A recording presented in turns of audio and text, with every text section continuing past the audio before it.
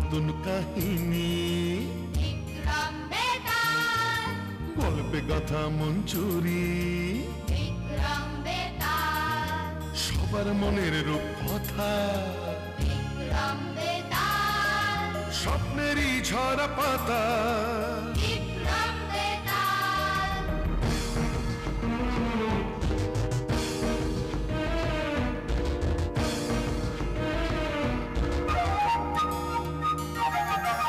জীবনের মোড়কে গল্প হাজার, নীল লাল সাদা কালো রঙের বাহার, কল্পনায় রূপকথায় মিলে একাকার, তাই নিয়ে আসছে পর্দায় এবার বিক্রম বেতাল, বিক্রম বেতাল, বিক্রম বেতাল, বিক্রম বেতাল, বিক্রম বেতাল।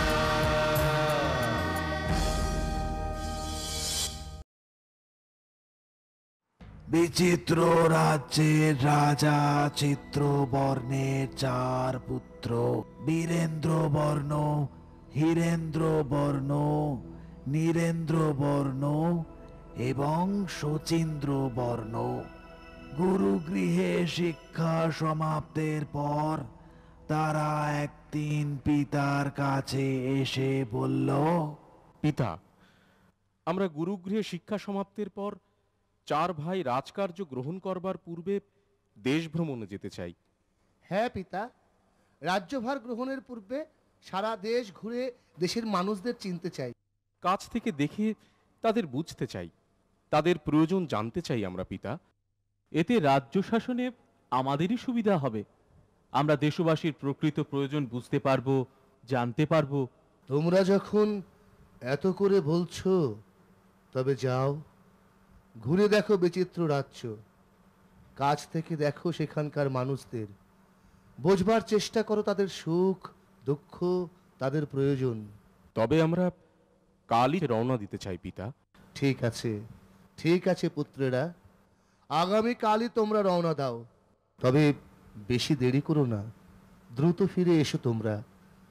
তোমরা ফিরলেই তোমাদের উপর রাজ্যভার সঁপে দিয়ে আমি বিশ্রাম নেব।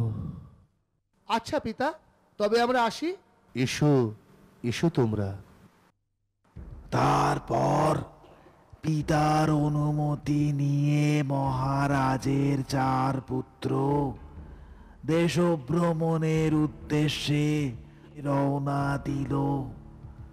বিভিন্ন স্থান ঘুরে চলতে চলতে তারা এক পাহাড়ি জঙ্গলে এসে উপস্থিত হলো।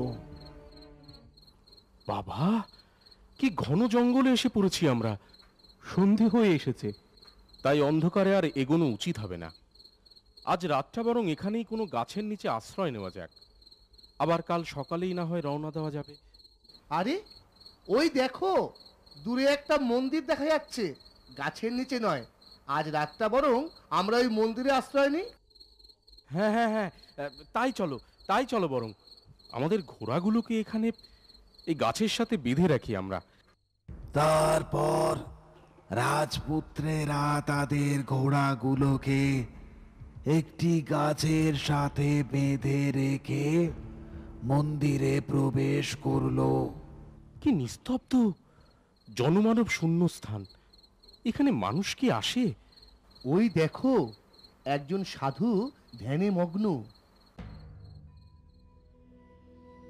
প্রণাম।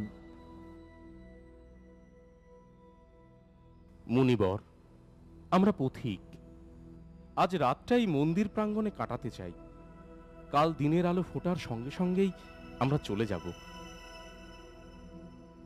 কোনো উত্তর দিচ্ছে না কেন? ভারী অদ্ভুত ব্যাপার। ছাড়ো, উনি গভীর ধ্যানে মগ্ন নিশ্চয়ই। বিরক্ত করো না ওনাকে।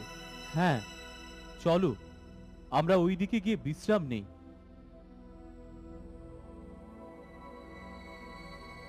দেখো, গভীর জঙ্গলের মধ্যেই মন্দিরে যে কোনো সময় হিংস্র জন্তুর আক্রমণ অস্বাভাবিক নয়। তাই সকলে একত্রে ঘুমানো উচিত হবে না। ঠিক বলেছ নীরেন্দ্র। আমরা প্রত্যেকে এক প্রহর করে জেগে পাহারা দেব, আর বাকিরা ঘুমোবে। ঠিক আছে, তবে প্রথম প্রহরে আমি পাহারা দেব। তবে চলো আমরা সবাই শুয়ে পড়ি। তবে শচীন্দ্রের পর নীরেন্দ্র পাহারা দেবে, তারপর আমি, এবং অবশেষে হীরেন্দ্র পাহারা দেবে আমাদের। তারপর চার পুত্রেরা একে একে পাহাড় দিয়ে মন্দির প্রাঙ্গণে বিশ্রাম নিতে লাগলো। কথা মতো প্রথমে পাহারায় রইল শচীন্দ্র।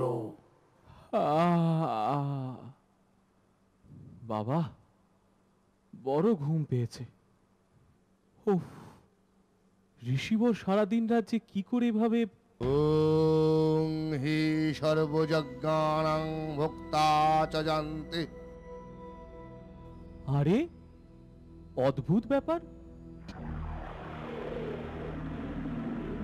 মন্ত্র পাঠ করে হাড় জড়ো করে আনলেন। এবার নিশ্চয়ই ওই হাড়গুলো জোলা লাগাবেন।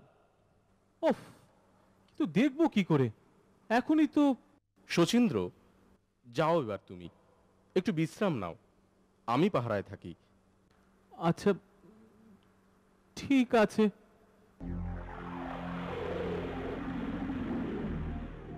ধুত, এভাবে বসে বসে থাকা যায়? ঘুম পেয়ে গেল। অহং তে ভুক্তা বা স্বর্গালোকং বিশালাং।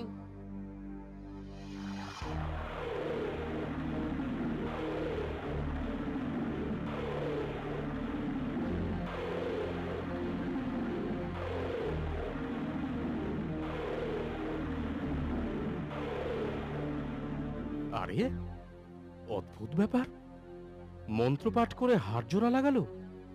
নিশ্চয়ই এরপর মাংস লাগাবে ওতে।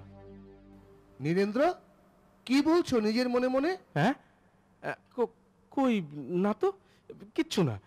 যাও, এবার তুমি বিশ্রাম নাও, আমি থাকি। আচ্ছা, ঠিক আছে।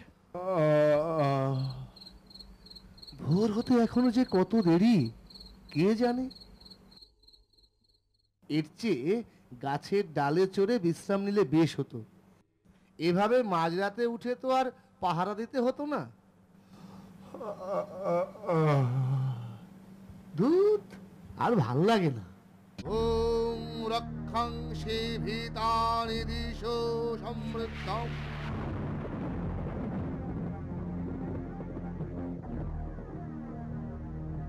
এ কি, ঋষিবর মন্ত্র পাঠ করে হাড়ে মাংস লাগালেন? আচ্ছা, তবে এই মন্ত্র পাঠে হাড়ে মাংস চামড়া লাগানো যায়?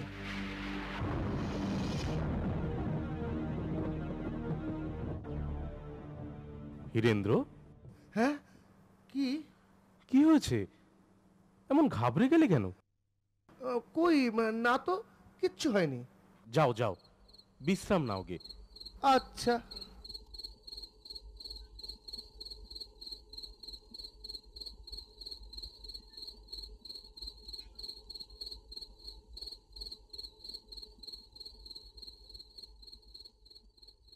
পশ্যামি বিশ্বেশ্বর বিশ্বরূপ।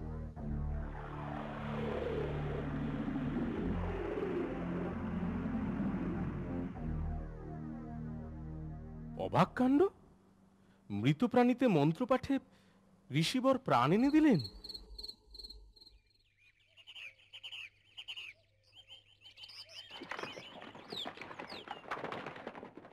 ভাইয়েরা, কাল রাতে পাহারা দেওয়ার সময় তোমরা কি কোনো অদ্ভুত ঘটনা দেখেছ? হ্যাঁ, আমি দেখেছি। মৃত প্রাণীতে ঋষিবর মন্ত্রপাঠ করে প্রাণ এনে দিলেন। মন্ত্রটাও আমার মনে আছে। হ্যাঁ, আমিও দেখেছি। ঋষিবর মন্ত্র পাঠ করে হাড়গুলো একত্রিত করলেন। সে মন্ত্র আমারও মনে আছে। আমি দেখলাম সেই জড়ো করা হাড় মন্ত্র বলে জোড়া লাগাতে। সে মন্ত্র আমি শিখে নিয়েছি। আর আমি দেখেছি যে সেই জোড়া হাড়ে মন্ত্র বলে মাংস চামড়া লাগাতে। আমিও শিখে নিয়েছি সে মন্ত্র। বাহ, তবে আমাদের চারজনেরই চারটি বিশেষ জ্ঞান অর্জন করা হয়েছে, কি বলো? হ্যাঁ হ্যাঁ হ্যাঁ হ্যাঁ হ্যাঁ। আজা বলেছ। শোনো, এই বিশেষ জ্ঞানের কখনো অপব্যবহার করব না আমরা। সময় মতো এর সঠিক ব্যবহার করব। চলো এখন দেশে ফেরার আগে রাজ্যের পূর্ব সীমান্ত ঘুরে দেখে আসি আমরা। তারপর চার রাজপুত্র দেশের পূর্ব সীমান্ত দেখার উদ্দেশ্যে রওনা হলো।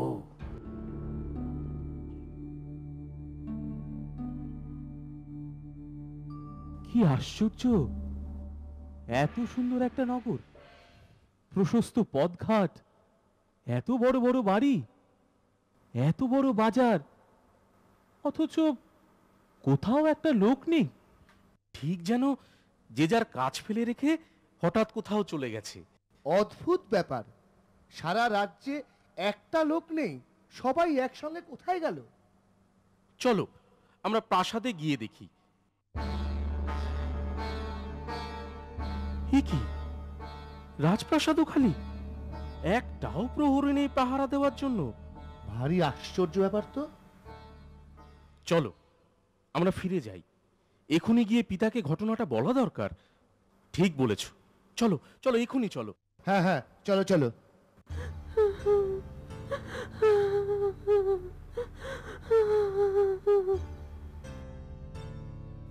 কে যেন কাঁদছে না?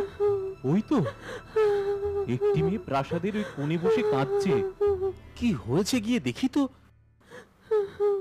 কি হয়েছে, কাঁদছো কেন? কে তুমি? একা একা এখানে বসে কাঁদছো? আমি এই রাজ্যের রাজা রঘুনন্দনের একমাত্র কন্যা, রাজকুমারী শতাব্দী। তোমার পিতা কোথায়? সারা রাজ্যে একটা লোকও নেই, সবাই গেলেন কোথায়? সবাইকে মেরে ফেলেছে ওই দানব, সবাইকে মেরে খেয়ে ফেলেছে। তোমরা এখানে এসেছো কেন? চলে যাও, ও জানতে পারলে তোমাদেরকেও মেরে ফেলবে। কোথায় সেই দানব? এই রাজ্যে আর আহার নেই, তাই পাশের রাজ্যে গেছে, এখনই এসে পড়বে। তোমরা চলে যাও। দানব তোমাকে না খেয়ে ছেড়ে দিল কেন? ওর দেখাশোনা করার জন্য। সারা দিন ভাই ফরমাস খাটায়, দাসীর মতন খাটায় আমায়। তবে তুমি এখান থেকে পালাচ্ছ না কেন? কোথায় যাব? আমার যে কেউ নেই। আর তাছাড়া যেখানেই যাই না কেন, রাক্ষস ঠিক খোঁজ পেয়ে যাবে। আমরা ওই দানবকে বধ করে তোমায় নিয়ে যাব। কোনো শক্তি ওকে হত্যা করতে পারবে না। আমাদের সমস্ত সৈন্যবল দিয়েও আমরা ওই দানবকে মারতে পারিনি। ওকে মারতে প্রয়োজন কোনো মায়াবী শক্তির। তবে উপায় কি করে হত্যা করব আমরা দানবকে? উপায় আছে, ঋষিবরের কাছে চলো এখনই। উনি পারবেন দানবকে মারবার উপায় বলতে। ঠিক বলেছ, এখনই চলো।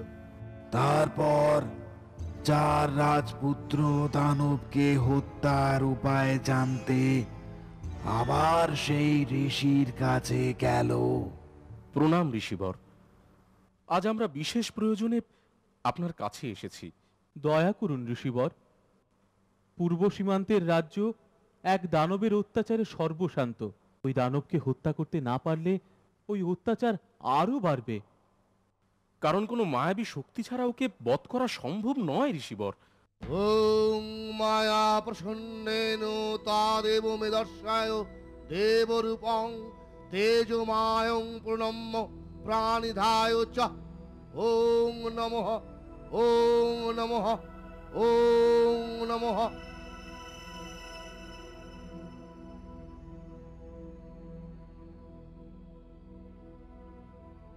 শোনো, এই কমণ্ডল সঙ্গে রাখো।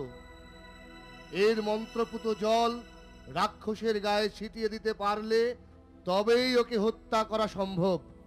চলো চলো চলো, শিগগিরই চলো, আর দেরি করা উচিত আর হবে দেরি না। করা উচিত হবে না। হ্যাঁ, চলো। ঠিক বলেছো।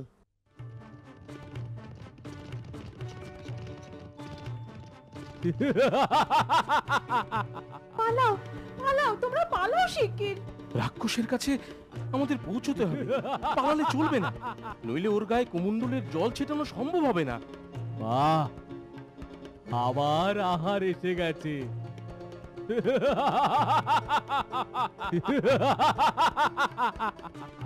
জল ছিটিয়ে দাও বীরেন্দ্র, দ্রুত দ্রুত।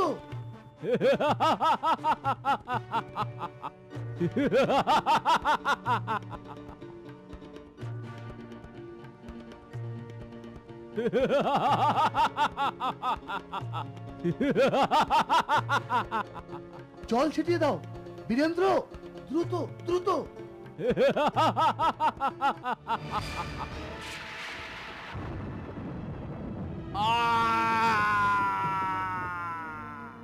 রাজকুমারী, আজ তুমি মুক্ত। এই মুক্তি পেয়ে কি লাভ? একা একা সারাটা জীবন এই নগর পাহারা দিতে হবে আমায়। এই সব ফেলে রেখে যেতেও তো পারবো না কোথাও। কোথাও যেতে হবে না তোমায় রাজকুমারী, আমরা মন্ত্র বলে সকলকে ফিরিয়ে আনব। শচীন্দ্র, তুমি মহারাজের হারগুলো জড়ো করো। ঠিক আছে। ওং হি সর্বযজ্ঞানাং ভোক্তা চ জান্তি।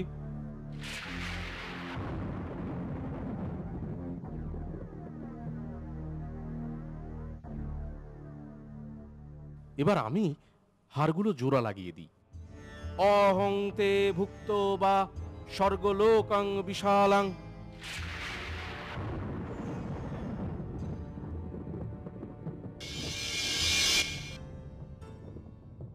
এবার হীরেন্দ্র, ওই জোড়া হারে মাংস লাগিয়ে দাও। ওং রক্ষাংসি ভীতানি দিশো সমৃদ্ধম।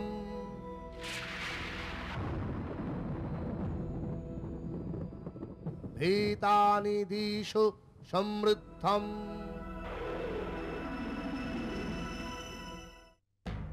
আমি এবার ওই মৃতদেহে প্রাণ সঞ্চার করব।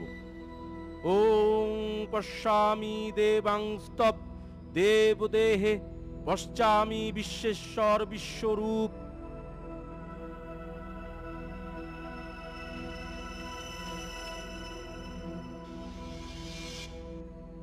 মা, মারে। বাবা, বাবা, কে আপনারা? বাবা, এই 4 যুবকই ওই দানবকে বধ করে আমাদের রাজ্যকে রক্ষা করেছে, আর মন্ত্র বলে তোমাকেও ফিরিয়ে এনেছে আমার কাছে। আচ্ছা, কিন্তু মা, শুধু আমরা দুজনে এত বড় রাজ্যে? আপনি চিন্তা করবেন না, আমরা একে একে সবাইকেই ফিরিয়ে আনব মন্ত্র বলে। বলো তো মহারাজ, এই 4 রাজপুত্রের মধ্যে কার গুণ সর্বশ্রেষ্ঠ? এখানে 4 পুত্রের মধ্যে বীরেন্দ্রের গুণই সর্বশ্রেষ্ঠ। কেন মহারাজ? বাকি 3 রাজপুত্রেরা যারা হাড় মাংস জোড়া লাগালো, তাদের কেউ শ্রেষ্ঠ হলো না কেন? এ সত্য, বাকি 3 রাজপুত্রেরাও অসীম গুণের অধিকারী। তারা ছাড়া হাড় মাংস জোড়া লেগে প্রাণীর শরীর সৃষ্টি হতো না, কিন্তু তা কোনো কাজেই আসতো না যদি তাতে প্রাণ সঞ্চারই না ঘটানো হতো। তাই এক্ষেত্রে বীরেন্দ্রই শ্রেষ্ঠ গুণের অধিকারী, যে প্রাণ সঞ্চার ঘটিয়েছিল।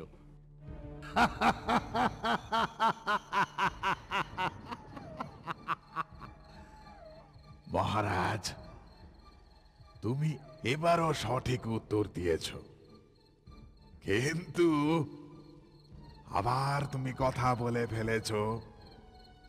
তাই শর্ত অনুযায়ী আবার আমি চললাম মহারাজ, আমি চললাম।